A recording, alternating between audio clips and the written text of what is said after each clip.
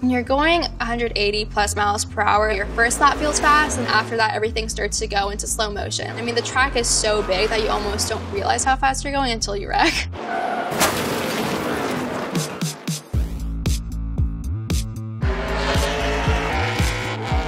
Hey Teen Vogue, I'm Toni Breidinger, a 23-year-old race car driver based out of Charlotte, North Carolina. I'm not preparing for one, but 2 races in the same week.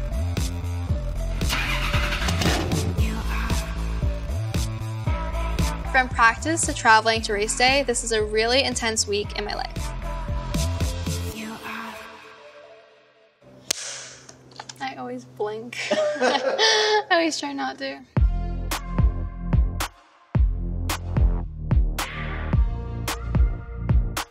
Preparing for a race is very physically and mentally demanding. I feel like a lot of people don't really realize how physical the sport is just because I feel like when you're watching us, you see us from outside the car. You don't see like the hustling that's going on inside the car, and we go through so many G-forces, and even just turning the wheel in these cars, it's not like just turning a regular car. Every day I have to balance exercising, training, and everything else in between. Here's what a day in my life actually looks like.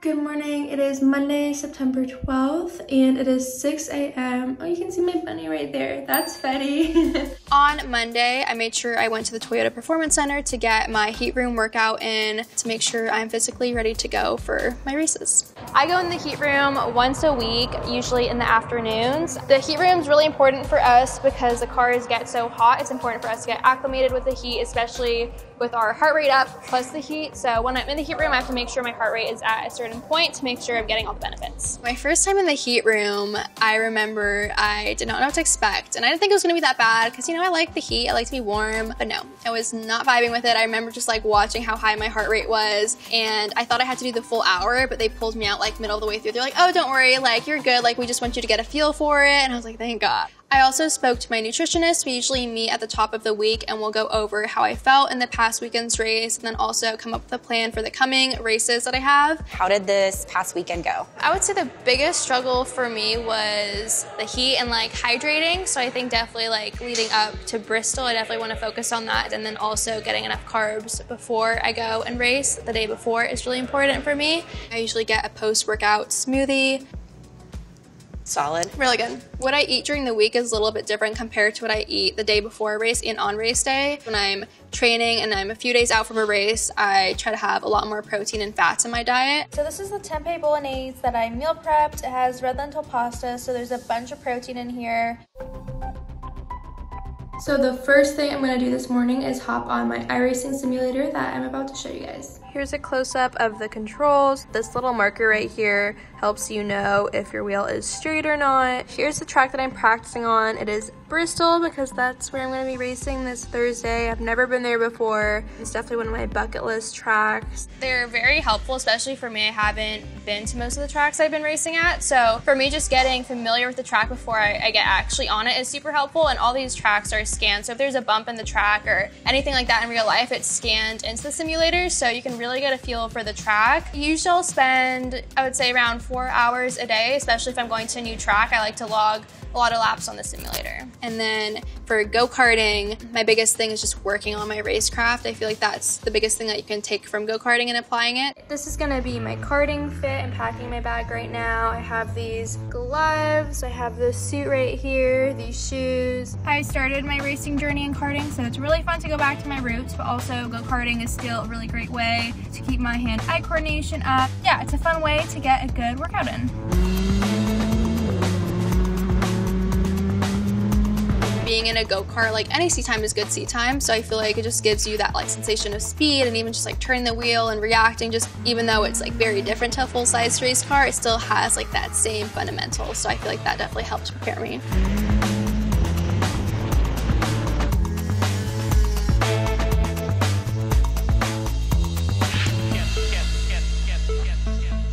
Today's been successful with karting. I have a micron on my steering wheel, which tells me my lap times. It also has a bunch of data on it, and I'm pretty much where I need to be lap time wise. We have good speed, so yeah, I'm happy. It's been a successful karting day. Go-karting is a really great neck workout. That's probably like the first thing that gets tired for me in go-karting. The biggest thing is having good neck strength for like when you crash, because you want to be able to obviously like not get a concussion and to minimize any like neck soreness or injuries. So it's a little past 10 o'clock and I'm very ready to go to sleep. I'm pretty tired. Yeah, I feel like my brain is just not processing anything else right now, so good night. I just got in my car. It is 7:30 a.m. Now that I got my breakfast, I'm gonna head over to the shop. It's about a 20-minute drive from me, and I'm gonna do a debrief from last weekend's race and then a seat fit for tomorrow's race. So right now we are at my team's shop, Venturini Motorsports, and I am standing next to my short track car. Some little fun facts about this car is that there's no door, so I have to climb through the window. A lot of people are usually shocked about that. Another thing people are surprised by is how compact it is in there, and you really can't move your head or your body. All the seats are fitted to us with an insert. I try to come to the shop as much as possible, so at least a few times a week. Definitely I come here if I need to do a seat fit, and then team meetings, and also just to kind of hang out and bond with the team.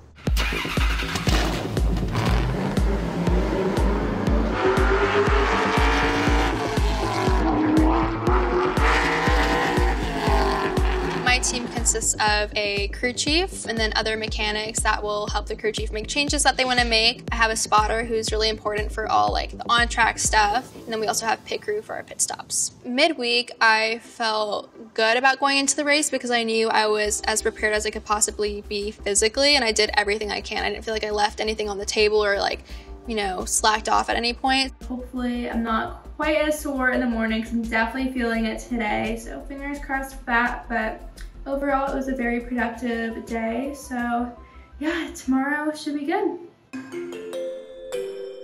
Good morning. It is September 15th, 5:30 a.m. and it is race day. I am super excited.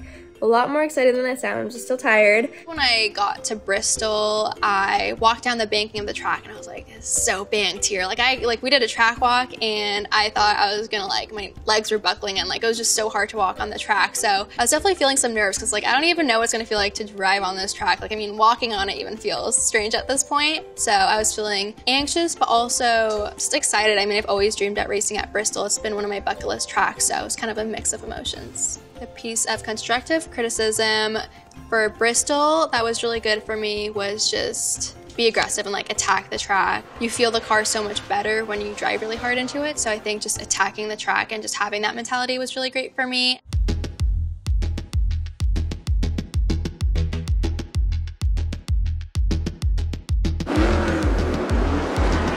Start the race. I didn't get the best start ever, but I was like, okay, it's fine. Like we have a long race going on, and then someone wrecked in front of me, and I was already kind of like getting a little bit free at that point. So then I spun out trying to miss it, and I didn't hit anything, so that was good. I was like, okay, cool. And then I went to feel my brake pedal, and I had like no brakes. So I pumped my brakes a little bit, got some brake back, and we restarted.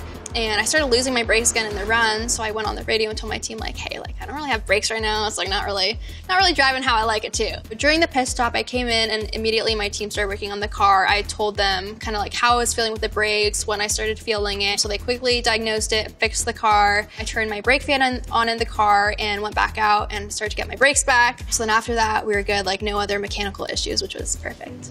So we just got done with the race. We got caught up in someone else's mess. Had some problems with the brakes, so we had a few setbacks that just kind of hurt our track position. We were back a few laps, but overall our speed was really good, our racing was good, just didn't have any luck with track position, just kind of started the race on a bad note, and it's really difficult to recover. I think we ended up 15th, which wasn't bad considering like the struggles that we had in the beginning of the race. When you're in a stressful situation, I think the biggest thing is to try to stay calm, which is hard, especially when there's so much going on around you and everyone is, you know, up to speed, going fast. It's definitely stressful, and I think the biggest thing for me, especially at Bristol, is just deep breaths and making sure you're breathing this track.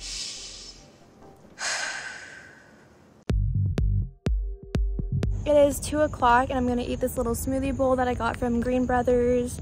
I'm pretty excited for it. I definitely feel like I need something healthy because we just only were able to grab fast food last night for dinner, so I definitely wanted to start my day off with something healthy.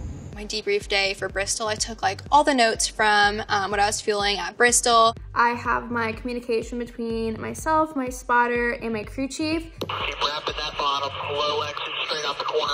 This is really helpful for me to kind of just like process what happened over the weekend, and then also for next year I'll have all these notes to look back on. Friday was my recovery day. Definitely was just about me catching up on sleep and resting to make sure I'm well recovered for Saturday's race. I definitely felt some soreness in my legs and a little bit in my neck, which I don't usually get like a sore neck, but I think it was just from all like the G-forces and the banking. So for me, just like stretching and also getting a lot of water in and electrolytes and just making sure I get like rest to really recover was important. Still pretty drained from yesterday. I got a decent amount of sleep last night, but I always feel just like after really physical races like yesterday's, just kind of like need an entire day to chill and relax and recover. I would say I put a lot of pressure on myself. I think I'm my biggest critic. Everyone here wants me to win. All my supporters and my crew and my family, everyone wants me to win, but I always say like I feel like I want it the most out of anybody. So it's definitely running through my mind at every race. Good morning. It is September 17th and it is 7 a.m. I want to make sure I got at least 7 hours since I am racing today. Saturday was race day at Hickory. When I woke up in the morning, I got ready, started my typical morning routine. Racing is awful for your skin. You're in this sweaty helmet. You have like all these fumes on your skin. It is not good. So I'm very intense about my skincare routine, morning and nighttime. And the biggest thing for me is like as soon as I'm done with the race and I get back home, it's just like washing my face and going through the whole process. No matter how tired I am, I gotta do it. I got to the track at 10 a.m. There's cars out on the track right now. I'm gonna get all signed in and get ready to go out myself. The biggest difference between Bristol and Hickory is that Bristol is extremely banked and Hickory in comparison is a very flat track. So the feel is totally different going around the track. Bristol is a little bit more of an intimidating track, at least I think so. So I feel like it helped build me confidence because the pace was gonna be a lot faster at Bristol compared to Hickory. So I think going into Hickory, everything felt kind of like a little bit slower in a way.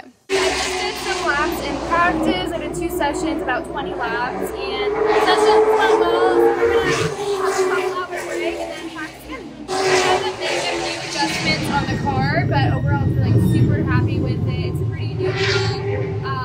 So yeah, I think we should be good. And once we put the new tires on, we'll pick up speed even more. My biggest goals going into Hickory were to improve my qualifying time from last time and to also just improve my overall pace and get a solid finish.